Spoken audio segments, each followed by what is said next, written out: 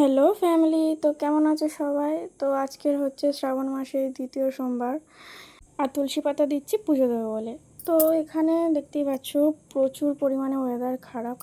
যাই হোক, তো চলো পুজো স্টার্ট করা যাক। তো এখানে একটা পাত্রে আমি মহাদেবকে নিয়ে নিয়েছি, যেহেতু যে পাত্রে থাকে সেই পাত্রে স্নান করানো যায় না। আর এখানে দুধ, যতবি যা জিনিস, চাল, ঘি, চিনি, তারপরে টক দই, ফুল, জল, সমস্ত কিছু আমি নিয়ে রেখে দিয়েছি স্নান করাবো বলে, অভিষেক করাবো বলে। তো যেটুকুনি আমার মধ্যে, যেটুকুনি যা জানি, যে যেটুকুনি দিতে হয় অভিষেক করানোর জন্য, সেইটুকুনি আমি এখানে নিয়েছি। তো এখানে সমস্ত কিছু ঢালা হয়ে গেছে, ঠিক আছে। তারপরে দুধ আর গঙ্গার জল দিয়ে আমি স্নান করে নিচ্ছি। স্নান করানোর পরে নিজের স্থানে বিরাজমান করে দিচ্ছি। আর এইদিকে দেখতে পাচ্ছ আমার পুরো সম্পূর্ণ পুজো আমার কমপ্লিট।